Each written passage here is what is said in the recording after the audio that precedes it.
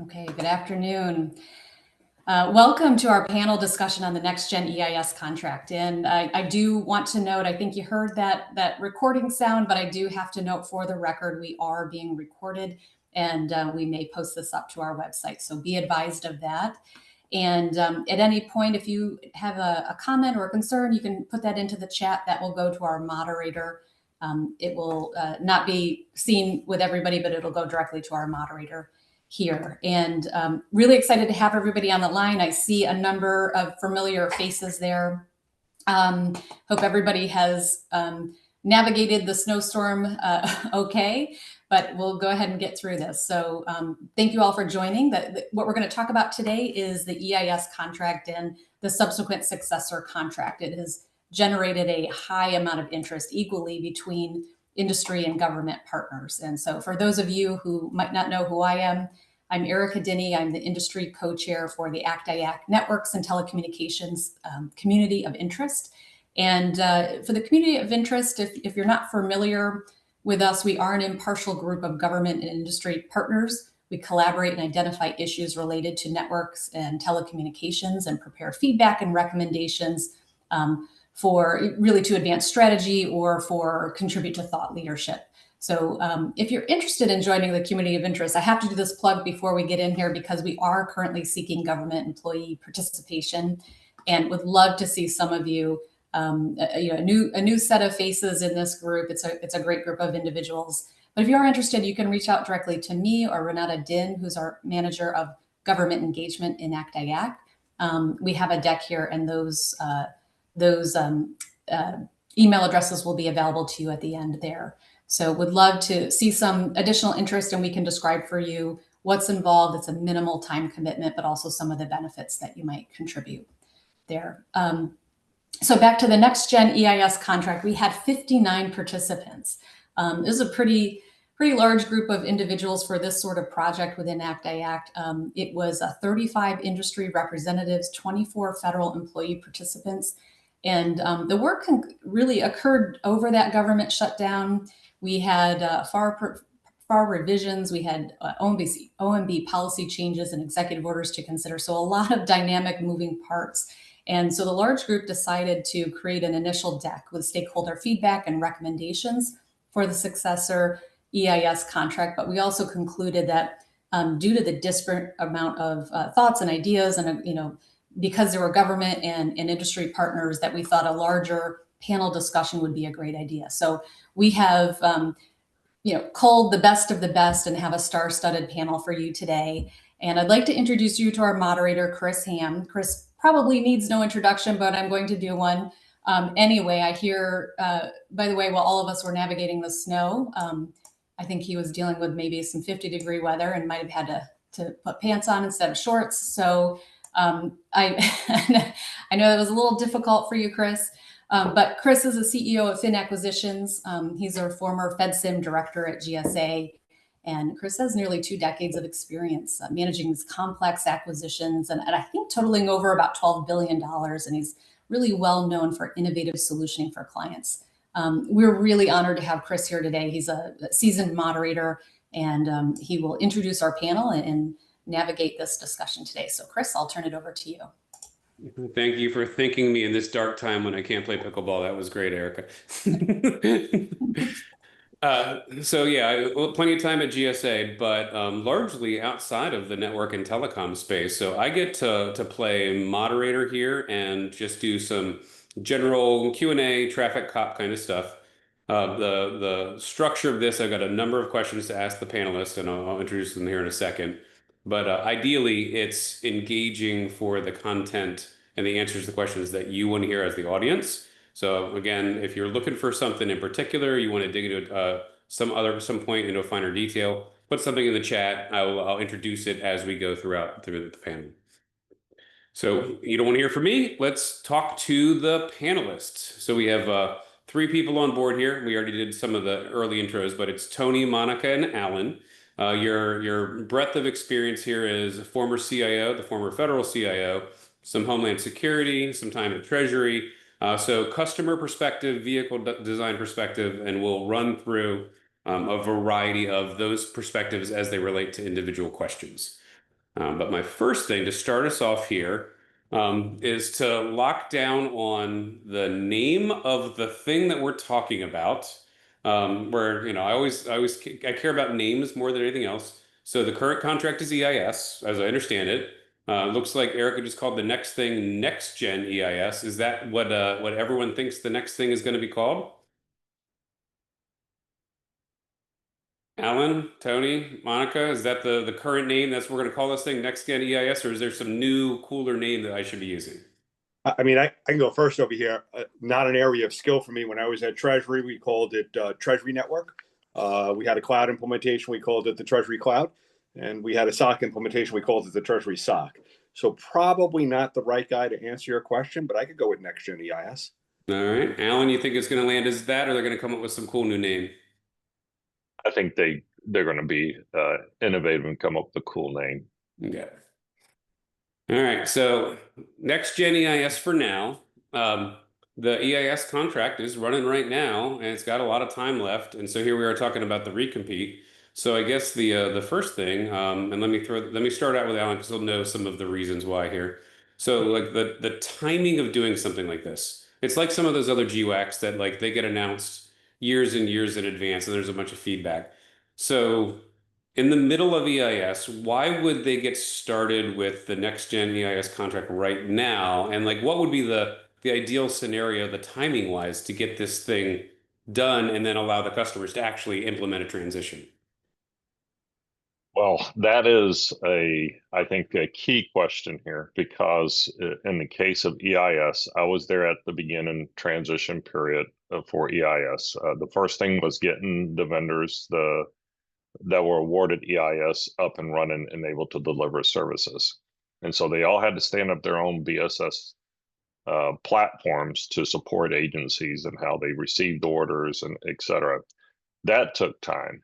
Then there was also the aspect of agencies getting their solicitations ready, getting them out the door. That took time. In addition, you need to make sure the vendors have time to transition services. So I would say you need a minimum of 3 years, ideally 5 years. So, because of all that runway that it takes to get the vendors awarded, get the systems up that they need to support the agencies and the services they provide. In addition to what the agencies need to have, they need to have, for example, really good understanding of the inventory. That was very much of a challenge for many agencies. So having a good understanding so that when you put out your requirements, vendors can provide innovative solutions to meet the needs and transition the government into even better and newer technologies and services that are out there. In addition to favorite thing is the funding aspect of things. Funding being there, it's nice to sit there and have money there in time to deliver those services and award the task orders to the contractors to transition. But you also need to have where you have dual planes of services being provided so that you're able to shut down the legacy services and move over to the new services as they are transitioned. All right, so let me take this over to Monica next, being on the receiving end of one of these things. GSA creates this big network telecommunications contract for you and says, here it is, please use it, please transition everything. How much time do you need in order to actually do this? Like, what's that like for you on the receiving end?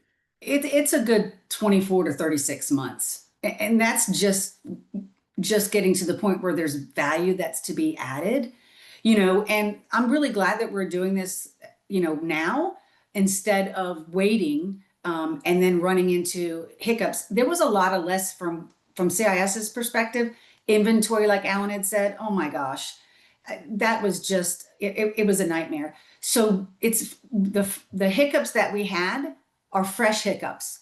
We don't have to worry about remembering those in 5 years. We can actually address them now and build those lessons learned in sooner than later. It's just more advantageous.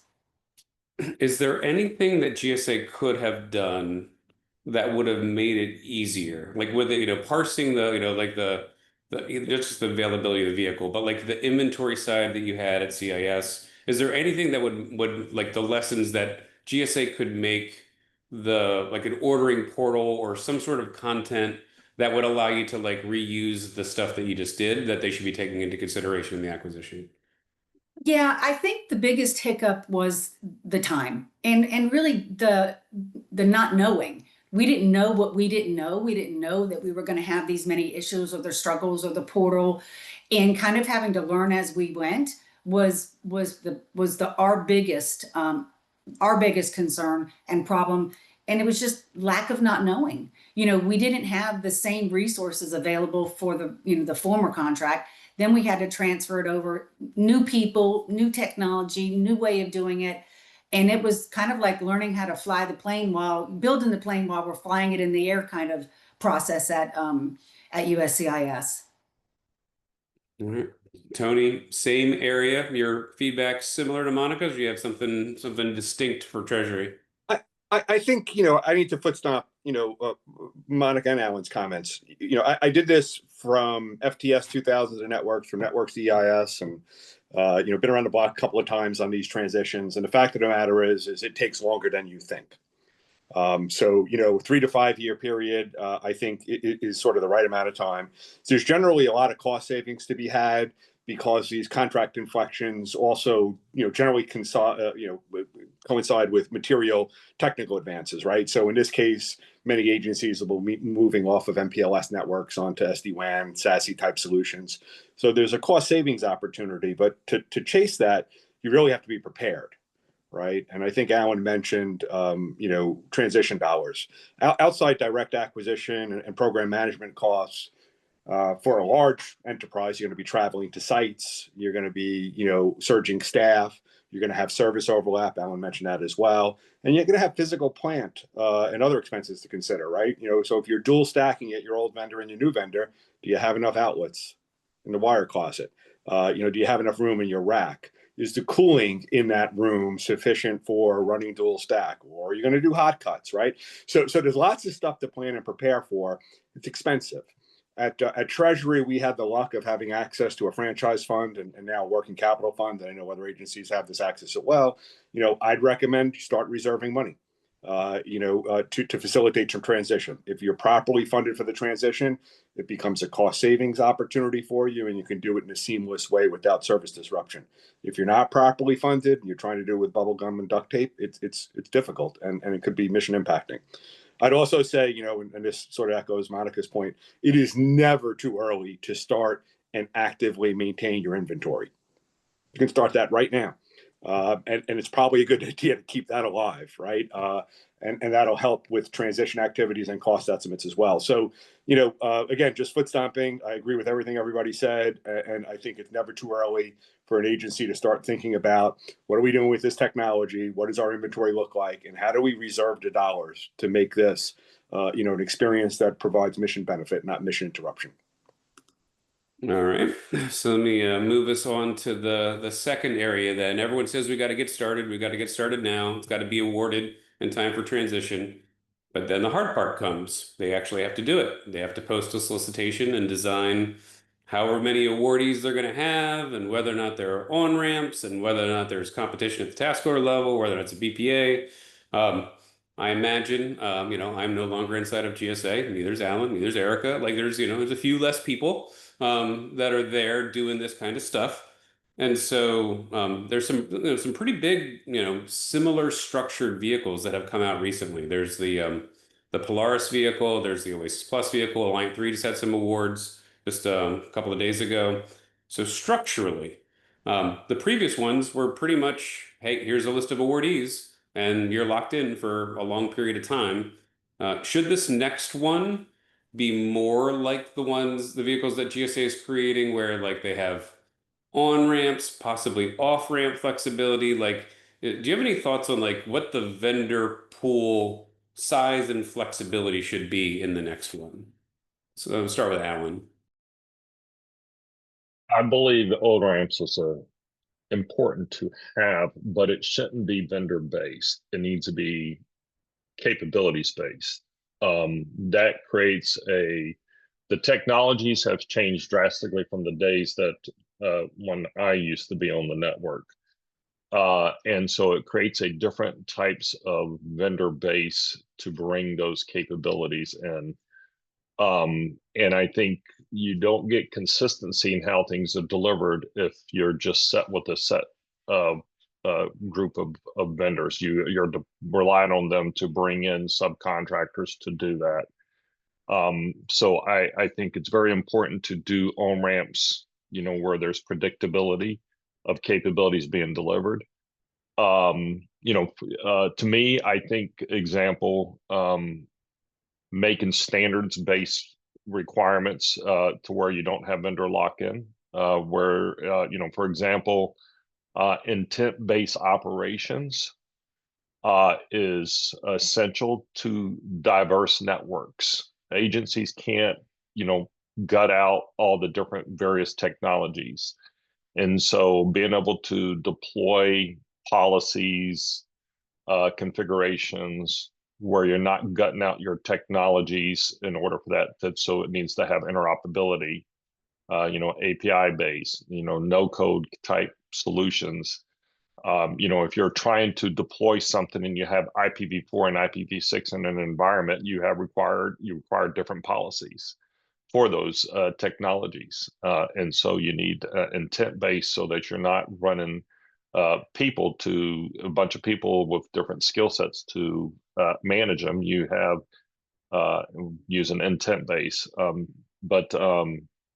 I think also it's important to tie into Connexus. Connexus is a powerful tool. Unfortunately, in the current EIS, it wasn't a mandatory mechanism to be leveraged. It needs to be leveraged because that's how you can solve the inventory issue.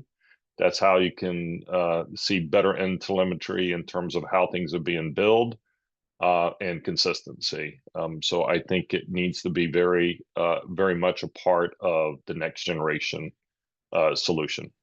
All right, so let me take it over to Monica and Tony in your previous life when you have the suite of vendors that are available on EIS. Were there companies on the outside that were knocking on your door saying, I have this cool new thing, but you can't get to me, I should be on this contract? Or was it all through the awardees on EIS?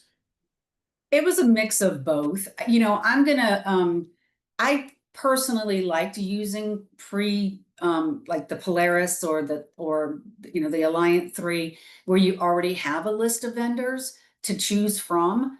But I like the way that Oasis Plus is doing it a little bit differently, and they're allowing on-ramping throughout the life cycle. So it will keep up with technology. I think it will help with the competition, and you don't get the stagnant that Alan had said. So yes, I had them asking, hey, we've got this new shiny penny, but I'm not on the list. Well, here's the list. Who's on the list.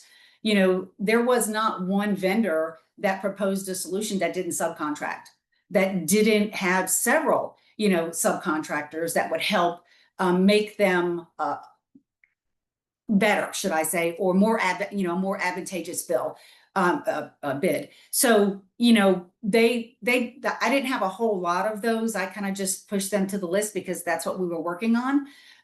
But if we're going to use already an existing GWAC, I think we should use one that allows onboarding, because kind of like what's happening right now with COSP 3, I think that's 12, 13, 14 years old.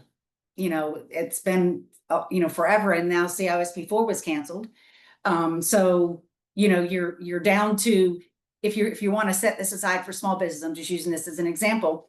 If you have an outgrown small business, then maybe in 13, 14, 15 years, then maybe you haven't had enough work. You're not at the top of the tier, and might not be able to perform the services. So that's kind of the advantages and disadvantages of using a GWAC. As long as they have onboarding, it's just a lot more advantageous. Keep up with the new shiny penny. I'm going to agree, again, with the concept of building on ramps. The technology is changing more and more rapidly. But we are out there trying to build, at least in the case of, Treasury and other large agencies, networks that are running at 5 nines at hundreds to thousands of locations. So the newest shiny penny, while interesting, right? There's a need in a 5.9 network to deploy with dependable technology that's available across the country and potentially across the world, depending on your network fabric. So I think building in on ramps to allow for the rapid tech refresh, keep pace with technology in this area is important. But I'm also very interested in a curated list of large telecom vendors that own this technology and can generate the necessary availability, support, right? In Idaho and Iowa, I've deployed networks in Guam and Saipan, right? So you need the big guys. You also need to build on ramps for rapid tech refresh.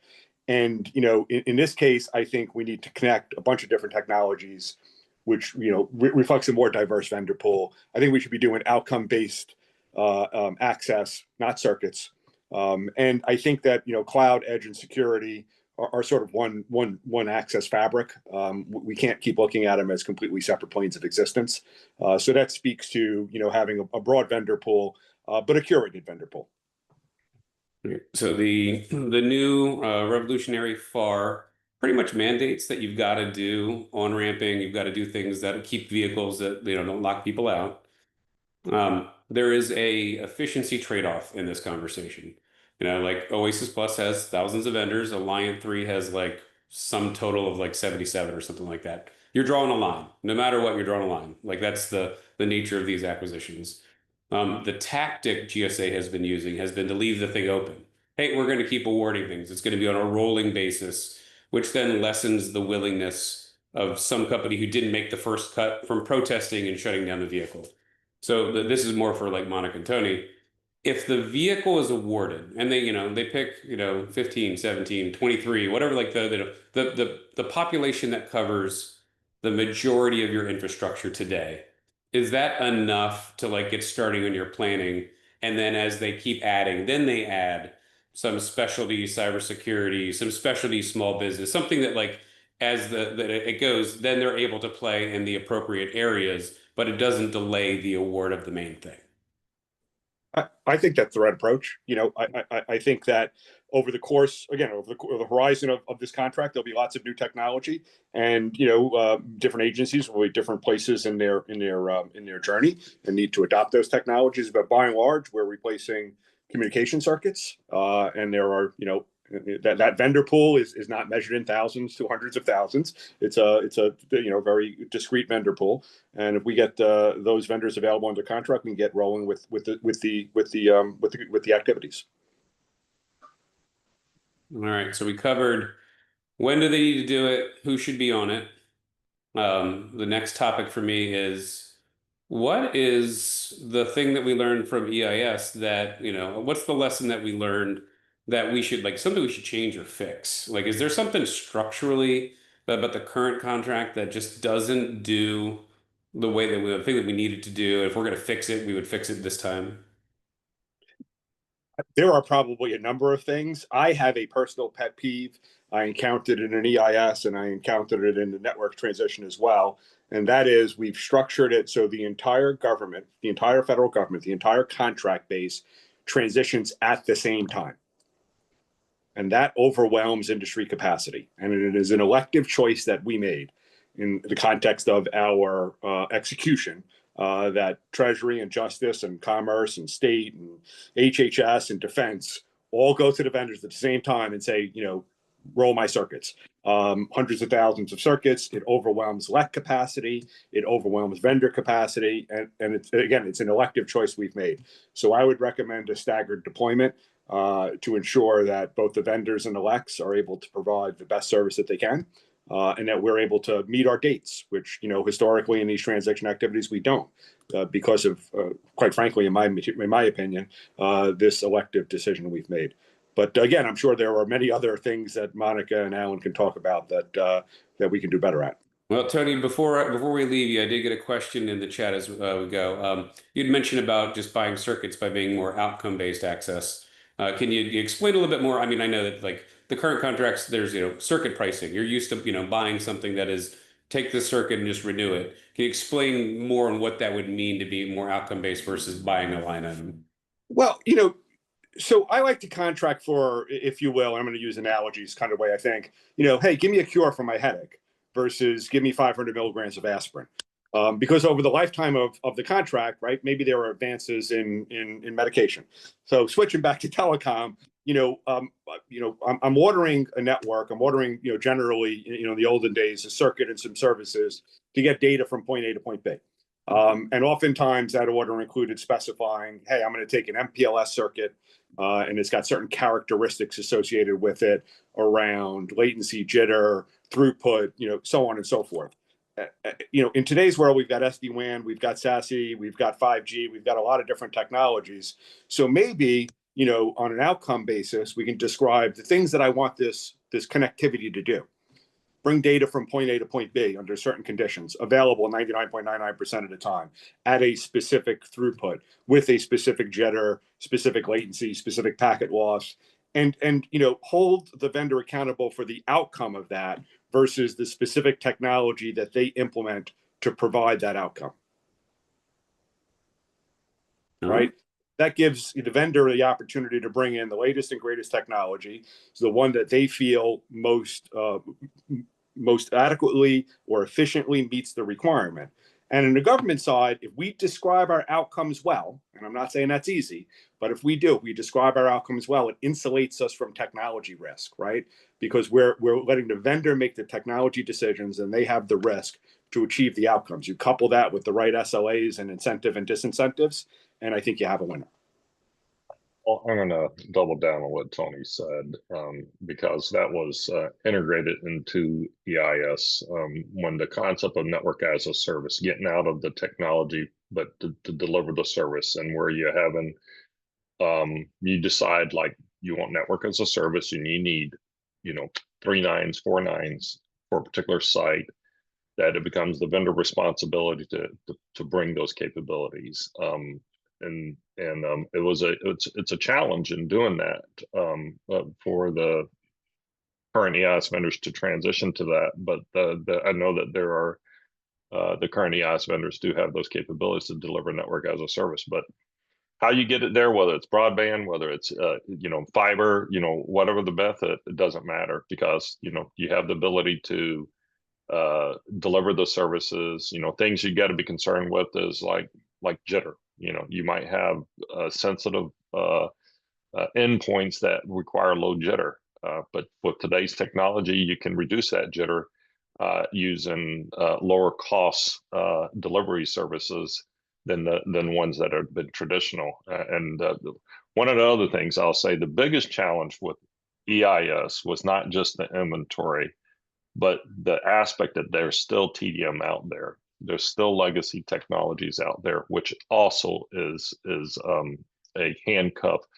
to agencies because it's costly to transition out, and it's a handcuff to the vendors being able to try to transition off those technologies, because there's a lot of inside-outside plant that needs to occur for those things, and that takes time. You can't just drop a backhoe, tomorrow and start delivering it. And so I know there's still things out there, so we got to get rid of the copper infrastructure.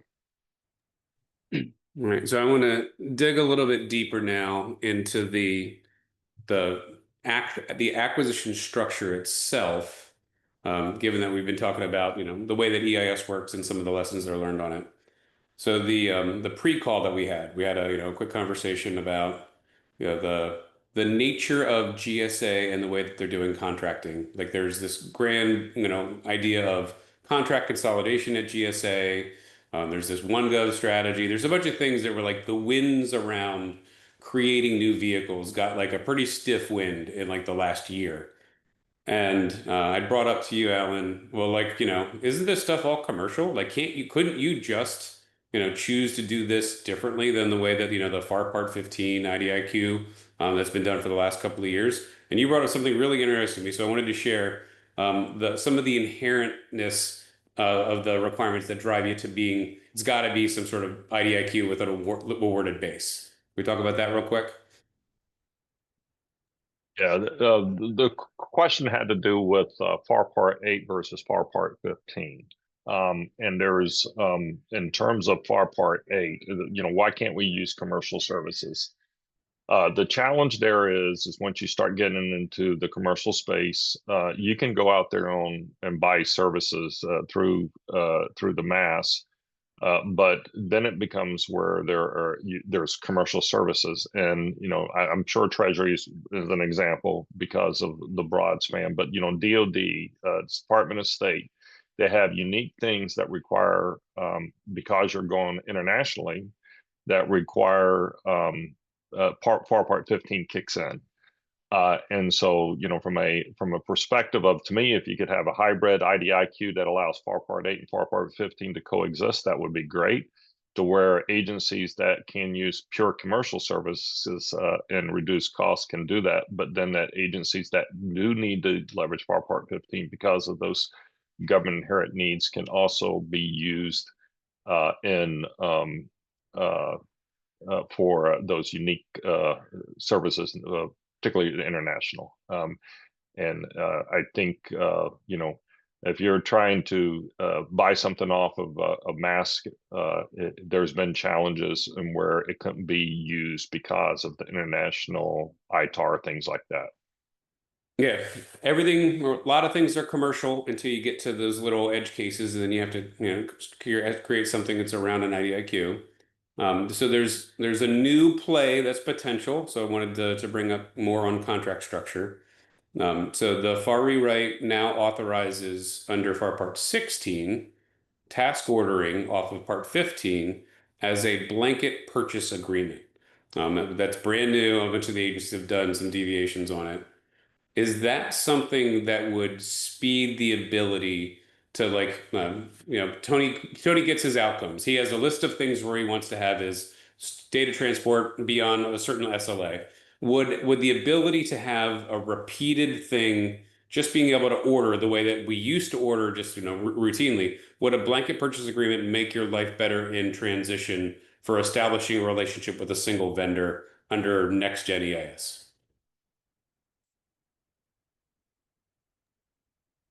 I'll comment on that. I think BPAs are absolutely phenomenal way to deliver services quickly, and it doesn't have that long cycle of IDIQ task orders. And so I think for an agency, when I was CIO at FCC, I leveraged the BPA for quick service delivery and able to meet mission needs. If I had to go out there on an IDIQ vehicle, it would take a little bit of a turn for that to occur. So I think particularly agencies that require something immediate. I'll give you an example. Let's say the marshals need something because of security reasons and they need something quick. They're going to set up something in the hotel or something like that. A BPA would allow them that quick acquisition delivery. So I've got a again, foot stomp there, having come from marshals and having set up in a hotel, having dropped nodes on the side of a telephone pole on a rural road in a state to be undefined. Absolutely, I'm less familiar with the specificity around FAR Part 16, abilities here. It's all new to me, but quick, frictionless, yes. If I can get there quick, and with minimal friction in order to meet the mission need, then that's the path that I want to go down. Yeah, and I wanted to add, Alan, that I love a BPA. I love a BPA. The one advantages that I like with the BPA is there's no ceiling to a BPA. It's a we create the ceiling ourselves. As a way of going through the acquisition review process. Anything over 100 million has to have extra reviews and things like that. But with the BPA, I mean, really, the sky is the limit. It's a really quick turnaround. Well, it does depend too on how many BPA holders are. So if you've got 15 BPA holders, then you competed under the holders of that, then that might slow things up. But USCIS had done a DHS wide BPA called SEAD, SEAD, and it was able to, for agile coaching, and it was able to be used by all of the DHS components. And I think there might have been 4 or 5 contract holders. So we could we could churn out 30, 60 days, a service acquisition for our needs, which is, almost impossible to get done, using an IDIQ or any other sections of the FAR. I'll give you a story on when I was at GSA. HHS came in with an urgent requirement, the CIO at the time, and it took the army of GSA and HHS through EIS to get the security services they need done in less than 30 days. The BPA, you wouldn't need an army to do that. All right, so I don't know if there's any decision making from GSA on the call, but that's 4 votes BPA for those of you guys keeping track at home. So I'm going to part 15 IDIQ task orders that allow BPAs. Put that on the want list for Christmas. All right, my next set of questions are around future proofing, around making sure that you're considering the things that could potentially fit into this vehicle. So I did not use any artificial intelligence to prepare for this, but pretty much every day, everybody's got something that's magic that shows up that we didn't know existed, a couple of weeks beforehand. So I know in other vehicles, like in the Alliant vehicles, they've tied it to some sort of framework, some sort of like thing that allows for the scope to always evolve.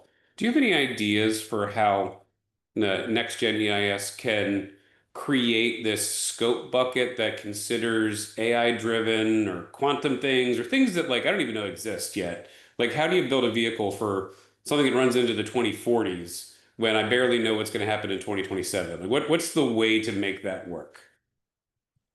So, the fundamental aspect of EIS or the work that we're doing here in network and telecommunications is getting data from point A to point B. So, I think we can structure language that says the technology that allows us to securely and reliably transport data from point A to point B, is the defining characteristic of technology under this contract. Now, I did that sort of real-time ad hoc in my brain. So it might need a broader extension, but those are my immediate thoughts. I mean, they have at GSAI, they can put it into GSAI and have it explain scope so that it's transport from port A to port B, all data. I mean, yeah, and then it just looks a lot smarter than what we're saying out loud. But yeah, sure. Now, earlier I said cloud, edge, and security are sort of one surface fabric, right? And sort of undermining my answer. But if you look at it holistically, it's, again, how do I securely get the data from my edge, to my cloud and back again, in a secure, efficient, available manner.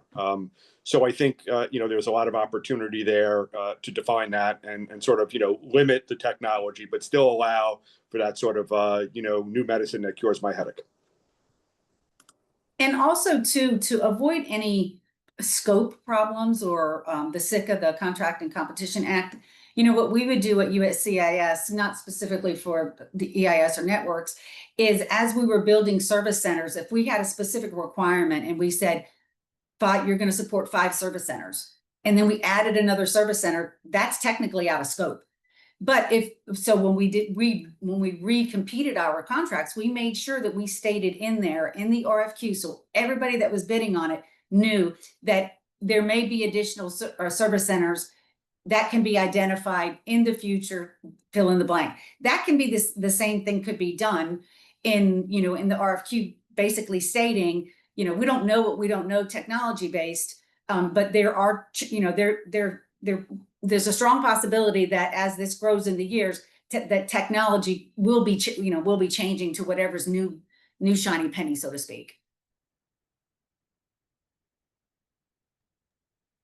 I think there's a part of this. There's one thing about the new technology. I know when I was at GSA, I believe in, we need to build our networks now quantum ready. Quantum, we can't. It needs to be standards based. And so I would look at it from the perspective of crypto agility, and kind of cover the entire plane of security and how we do things. But to me, I think it's important also to challenge industry in this and how it delivers. To me, zero trust out of the box delivery and what they provide is it needs to be incorporated into any future contract. That when industry is delivering something, we know it's secure out of the box. Making things where you're leveraging FedRAMP solutions, build on FedRAMP, because for me, when I was at FCC, I was able to move everything out of the data center in the cloud relatively quickly because I was leveraging the FedRAMP cloud solutions, and it allowed my ATO process to drastically be reduced. Vice going through the entire, when we did the BSS ATO process for the EIS vendors, that was very cumbersome. And agencies can't wait for something to be approved, nor can vendors continue to spend that kind of investment that they did in the early EIS timeframe to create these solutions that were not in FedRAMP environments. Now, some vendors did leverage FedRAMP's environments, but I think it's mandatory to use that. But security cannot be the handcuffs of progress. It needs to be agile in how that's done in the contract, so that when a vendor comes in to propose a capability or solution, one, it's zero trust out of the box, and two, the ability to get ATO done on it for an agency specific need, that it can be done quickly. All right, so let me move us on to question 7 in my list. This is about the gray area. This is the we used to organize at GSA around portfolios and type of work. There's the networks people, there were the software people, there was we bought things differently, so we had an organization around it. That's not exactly how the world does business in 2026. Like, there's networks, but there's also IT infrastructure that's outsourced, that's connected to it. And so you could do a requirement for any of these agencies that could be under Alliant 3 or under GSA schedule or under EIS NextGen.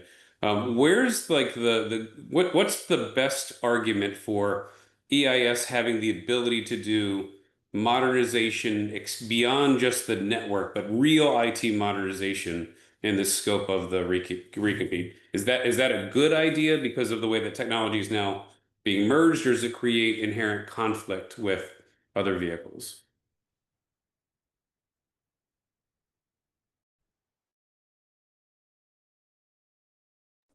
Oh, I stumped him. I'll go. Oh, yeah. I don't have much to say about the vehicles, but I do have something to say about the technology, right? There used to be a phrase, the computer is the network is the computer. And I think to some extent, that remains true, or perhaps is even in resurgence with the broad deployment of artificial intelligence. At the end of the day, if you've integrated artificial intelligence into your mission practices, you've integrated the network in such a way that its failure means mission failure, right?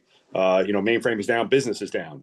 That's where we're headed with AI. So, when I think about the technology over here, I think cloud, edge, security, one service, fabric, right? How do I get my data from my person, from my staffer, or from my user, to my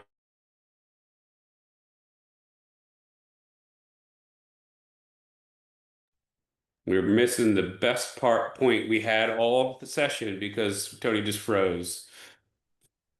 Let's see if he comes back. Yeah. Yeah, I know he's dealing with some of these snowstorm effects, so that might be part of it. He may have lost his power. Yeah. No. I mean, you could have your picture freeze on a worse image, so that's a win. All right, Alan, you have opinions about where's the line between that, or does it all go together? Well, to me, I think it's very important to bake in migration as a standard service element, vice piece by piece. It shouldn't be bolted on transitions every single time you do a task order. So creating that to where it is a standard requirement process for migrations You want to make sure that vendors that can come in and offer new capabilities, new solutions, are not handcuffed to the existing incumbent vendor for a migration because of contract gridlock. And coming in and trying to manage, the incumbent vendor to transition services, and that not be stuck in proprietary type ways, that you need to get past that, and so make it part of the requirements to where migration is mandatory and standardized in all task orders. I think it's also call out mission exception very honestly. Agencies need to sit there and say if they have something. There's some government can sometimes hurt itself by not being completely transparent what it has, and so being very clear, special requirements, and not coming in after the fact for the vendor to come in and discover there's a skeleton in the closet, and so we need to be transparent.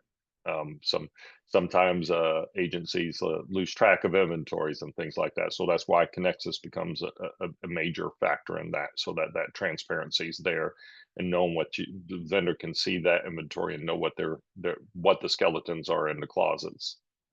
So, Alan, do you know if that Connexus environment would be relevant for the list of vendors that now have OneGov awards? Would you be able to see that information if some agency had previously done transition and they listed some of their infrastructure that would then map? Would it be a useful tool to then be able to then do like a OneGov subcontract thing between the parties? Well, what's great about the Connexus is that it gives you the full end-to-end management service, from inventory to all your task orders to what services you have. And it provides, unfortunately, it's not all agencies are using it. And so all the vendors are required to feed into it, but not all agencies are using it. But it would be extremely helpful. So Tony, I know we froze you earlier, and Monica, did you guys use this Connexus thing, or did you have your own like separate infrastructure for it? We kept inventory separately. I think we may be migrating into it, but I didn't use it at the time of transition for sure. Same here. Yeah, we didn't use it. Is it because the tool needs some improvement? Is there something the GSA could do to make it more compelling? On our side, it was more ours, our lack of putting the team together, having everybody understand, we were pushed off the contract. You shall get, your own contract and hope it works well, put the team together. And it was just one less, I don't want to say thing, but one less tool that we just didn't want to deal with at the very beginning. I'd echo that. It solves a problem, but one that we already had solution in place for, right? But I think, again, from a government-wide perspective, it's the right idea. All right, so let's get towards the bottom of the question list here. There's new things that are coming out there that could actually save the government and therefore the taxpayers money. So there's what could you do to save in administrative cost for like just doing the transition, just like eating that 3-year transition window? And then what are the things that like we should be considering that if we just let us do this, like everybody was required to have an ATO and FedRAMP, then I'd be able to do this in half the time and save X percentage. Like what are the top level, like, hey, we could do these things, we could actually save a lot of money if it's built into this contract? I don't remember which gentleman said it, but outcome based. I can't stress enough that if the government would write a statement of objective. I want you to mow my yard. I don't care if you come in with a pair of scissors. I don't care if you come with a lawnmower, but get data from point A to point B and let the contractors propose their solution. And instead of us stating exactly how we want it to get done, then I think that's really going to give some efficiencies. It's really going to be able to save money. It's going to increase competition, and we're going to get a solution that maybe we didn't even think of. We're contracting these requirements out because we can't do it in-house ourselves. So let's lean on, the industry leaders to help us get to a solution. Just mow our grass, or just transfer data to data. I think that will really give a lot of a savings to the government and the taxpayers. I concur 100%. Although for me, it was cure my headache, but I like mow my grass too, right? Absolutely. However, there is a little bit of risk of sort of vendor lock-in or the government losing the understanding of the technology and transparency, in that sort of approach. So I think you combine that with requiring open APIs and exportable telemetry, right? So the government can sort of, see and own its own data, around these solutions. And I think that affords a lot of opportunity, both for rapid cost savings and better understanding as to, what it is I'm buying and how it's adding value to my mission set. I also think, moving with speed, right? We just, BPAs were a suggested solution, FedRAMP, another suggested solution. We, the government, tend to move slowly. It is what it is. We're not fast. We need to get faster. We need to implement new technologies more rapidly so we can draw down on the cost efficiency and resource efficiency of those technologies. So it's letting the vendor outcome based. It's getting telemetry and information back from the vendors on that outcome-based contract to validate the outcomes and ensure you have mission fidelity. And it's moving with alacrity in adopting new technology.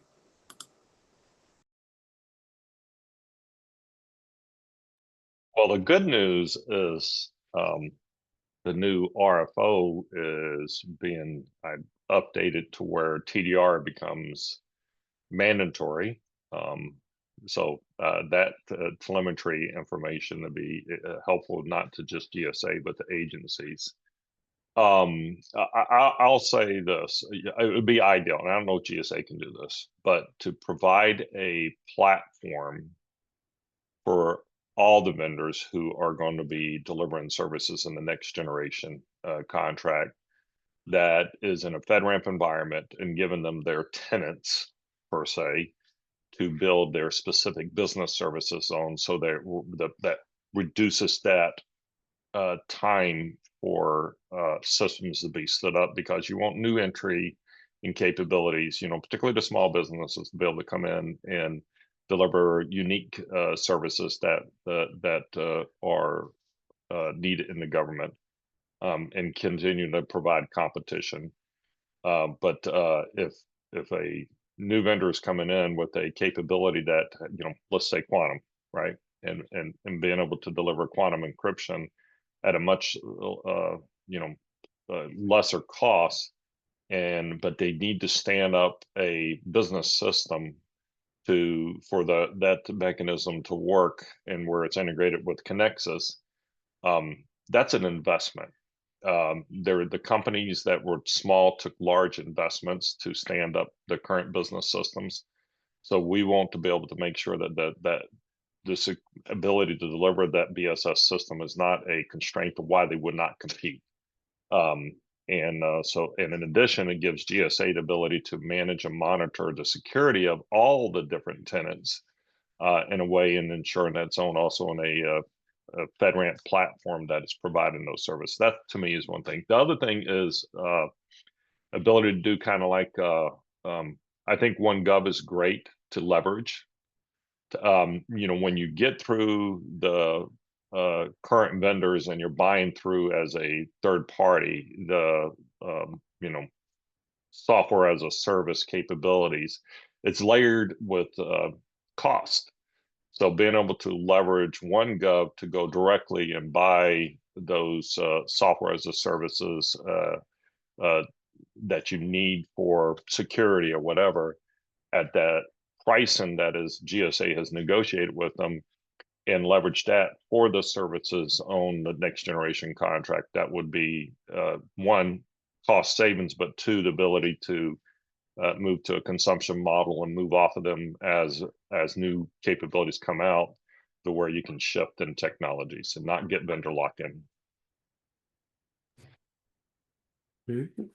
Well, with seeing no more questions in the private chat, I think we covered the ground that our goal was for this webinar, and I want to thank Alan, Monica, and Tony for their excellent insights on the EIS NextGen contract. And there's a little plug here in the chat for looking for a new government chair and a vice chair. So ping if you're interested in getting involved. And Erica, back over to you. Great, thank you, Chris. I appreciate all everyone's time here today, but also, certainly the panelists. Kind of interesting. There are some good trends that came out of this. I will certainly summarize these, and we might actually create a white paper on a little bit of the flexibility that came out of this. For example, around structuring that contract. I heard hybrid IDIQ, BPA is popular, but how do you create it so it allows some flexibility, not only for on-ramping, trying to stagger government, the agencies, bringing them on board so they're not all going in at the same time.